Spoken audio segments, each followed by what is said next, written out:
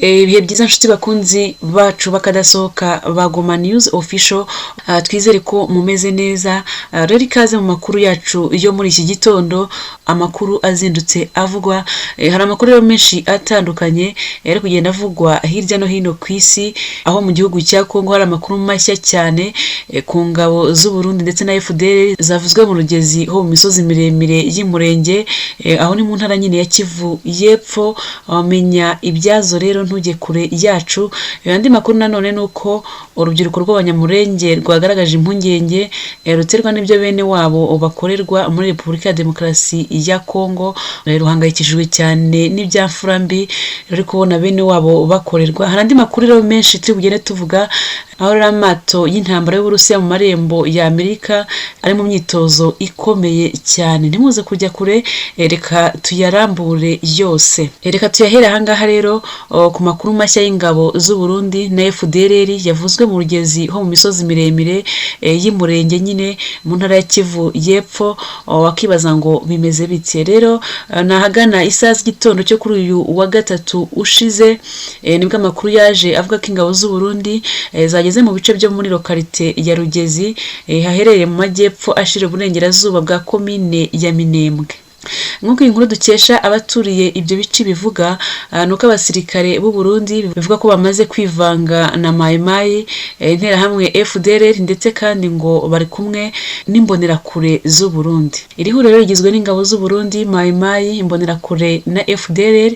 Kugera kwaryo rero muri aka gace ka Rugezi hahoze ari mu birindiro bikomeye by'inyeshyamba zirwanya ubutegetsi bw'u Burundi, zari ditabara nyine, aho zabishinze mu mwaka wa 2023 ngo zaje zivuye mu Minembwe, izindi zaturutse mu bice by'Umushyashya, Baraka na Uvira. Byasobanuwe rero ko izavuye mu Minembwe n'izavuye mu mashyamba ko zose zahuriye ahitwa kuri Mugera, ziza kuzamukana mu Rugera, nyuma berekeza mu Rugezi. Ibyo rero byabaye nyuma y'uko inyeshyamba zo mu mutwe wa Mayimayi uyobowe na General Hamuri Yakutumba zari zakozanijeho n'umutwe wa Red Tabara. Uko guhangana kwamaze iminsi 3 biza kurangira ari uko Red Tabara ihunze muri ibi bice bya Rugezi, Kabanju na Gitumba, ihungira mu misozi ya Nyabibuye ho muri Mibumba. Gusa hari andi makuru avuga ko hari izindi ngabo z'u Burundi zitazwiyo zerekeje nyuma y'uko zari zagaragaye muri Mukoko mu burasirazuba bwa komine ya Minembwe. Bitandukanye n'izindi nazo zagaragaye muri Nyagishashya ho mu Biziba, ariko bigakekwa ko zaje ziva muri izo zageze mu Rugezi. Ingabo z'u Burundi rero zongeye kuvugwa cyane mu misozi miremire y'Umurenge mu ntangiriro z'uku kwezi turimo. Ni mu gihe mu cyumweru gishize byavuzwe ko leta y'iki gihugu cy'u Burundi yambukije abasirikare benshi iberekeza mu gihugu cya Kongo, baza koherezwa mu misozi miremire y'Umurenge mu bice bya Minembwe. Nyuma y'uko zambutse byagiye bivugwa kenshi ko zaba zishaka kurwana twirwaneho, iyobowe na Colonel Rukunda Michel wamamaye ku izina rya Makanika. Ibyo byaje kurushaho kuvugwa cyane mu gihe izi ngabo z'u Burundi zivanze na FDLR na Mayimayi izwiho kwica no kunyaga inka z'abanyamurenge no kubasahura ibyabo. Andi makuru ari kuvugwa hariya mu gihugu cya Kongo nuko M23 yikomye umuryango w'abibumbye ONU ukunze kugendera ku makuru adafatika ku birebana n'intambara ibera mu burasirazuba bwa Kongo. Rero nibikubiye mu butumwa bwashyizwe hanze n'umuvugizi wa M23 mu bya politike nyine, Lawrence Kanyuka, aho yakoresheje urubuga rwe rwa X, avuga ko umuryango w'abibumbye utari ukwiye kugendera ku bidafatika, ko ahubwo wakagombye kuba icyitegererezo. Muri ubu butumwa bugufi Kanyuka yashyize hanze yagize ati: rwose dushingiye ku makuru tumaze gukusanya kandi tuvanye ahantu hatandukanye, dusanga raporo y'itsinda ry'impuguke z'umuryango w'abibumbye muri Kongo iheruka gushyira ahagaragara yuzuyemo amakuru adafatika, ayobya ndetse arimo n'ibimenyetso mpimbano. Nta kindi iyi raporo ishaka usibye kwanduza isura y'ihuriro ry'imitwe ya politike n'igisirikare cya AFC. Iyi raporo y'itsinda ry'impuguke z'umuryango w'abibumbye ivuga ku byaha byo mu ntambara uyu mutwe wakoze. Yashimangiye bavuga kandi ati iyi raporo y'itsinda ry'impuguke z'umuryango w'abibumbye yakozwe mu rwego rwo kugira ngo bazaduharabike mu nama iteganyijwe kuba y'akanama gashinzwe umutekano. Muri iyo nama biteganyijwe ko ni izaha inkunga ya gisirikare ingabo ziri mu butumwa bwiswe SEMIDRC mu burasirazuba bwa Kongo. Ubutumwa bwa Kanyuka bwakomeje bugaragaza ko ingabo za SEMIDRC ziri mu butumwa bw'amahoro mu burasirazuba bwa Kongo ko zifatanyije n'umutwe wa FDLR urimo abasize bakoze jenoside mu Rwanda, ndetse ko kandi zifatanyije n'imitwe yitwaje imbunda irimo Wazalendo, abacanshuro ndetse kandi n'ingabo z'u Burundi. Kanyuka akomeza avuga ko iby'ingabo za SADC zakoze binyuranyije n'amategeko mpuzamahanga, ndetse ko kandi ko binyuranyije n'amasezerano y'uyu muryango w'abibumbye. Akomeza avuga kandi ko umuryango w'abibumbye utari ukwiye gushyigikira igisirikare cya leta ya Kinshasa kizwiho kwica no gusahura imitungo y'abenegihugu, ko kandi izi ngabo ziba amacakubiri mu moko aturiye mu burasirazuba bw'iki gihugu, bityo bikarema n'intambara zidashira mu bice byinshi birimo Minembwe na Ituri. Ubutumwa bwa Kanyuka busoza busaba akanama gashinzwe umutekano ku isi gukora iperereza ryimbitse ku bwicanyi bwabereye i Goma bukozwe n'ingabo zo mu itsinda ridasanzwe rishinzwe kurinda umukuru w'igihugu ku ya 30 z'ukwa munani 2023.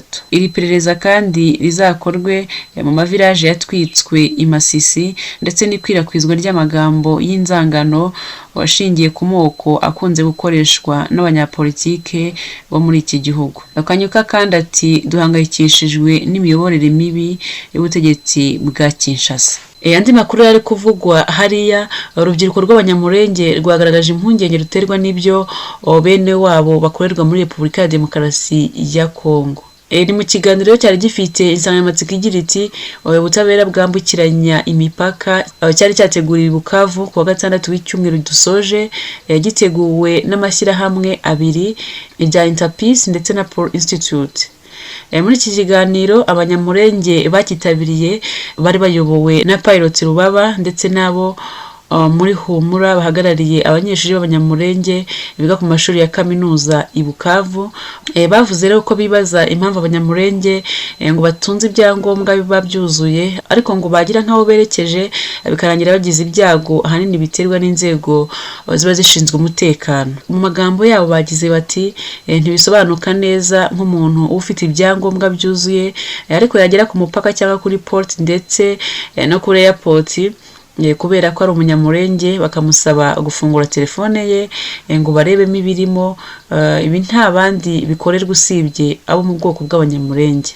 Rero bakomeje bavuga bati kugeza ubu ntiturabyumva, bikomeza biducanga, tukabura icyo tuzira muri iki gihugu kandi ariho iwacu, nta handi duteze kugira iwacu usibye aha muri Kongo.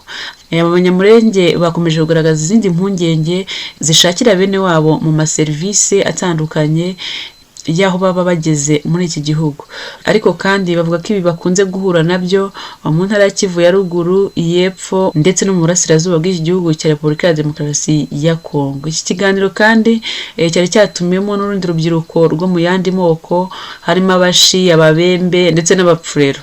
Reka tuve mu gihugu cya Kongo twerekeze mu Burusiya. Amato y'intambara y'Uburusiya mu marembo ya Amerika mu myitozo na Cuba.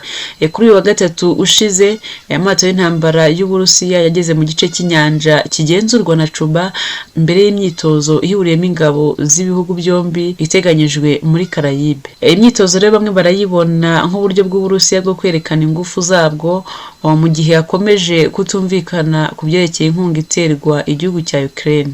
Ku ruhande rwazo Leta Zunze Ubumwe za Amerika zirakeka ko imyitozo izaba irimo amato y'intambara n'ayandi yaherekeje bishobora kuzahagarara muri Venezuela muri urwo rugendo rugana muri Cuba.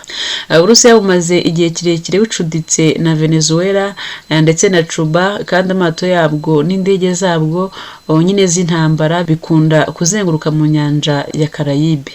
Imyitozo ikabije nyuma y'ibyumweru bitagera kuri 2 Perezida Joe Biden yemereye Ukraine gukoresha intwaro zatanzwe na Amerika mu kurasa imbere mu Burusiya mu rwego nyine rwo kurinda umujyi wa Kharkiv wa kabiri mu bunini muri Ukraine. Perezida Vladimir Putin yavuze ko ngo uko Amerika iha intwara abanzi b'Uburusiya ngo ari nako nabwo bwaziha abanzi ba Leta Zunze Ubumwe za Amerika. Aya mato y'intambara y'Uburusiya rero ari mu ntera itagera ku birometero 2500 uvuye muri Amerika. Ndabashimiye cyane mwe mwese twabanye muri aya makuru. Amakuru yacu nakagaruka, ntimujye kure, turakomeza tubagezeho andi buri kanya. Mukomeze mugire ibihe byiza.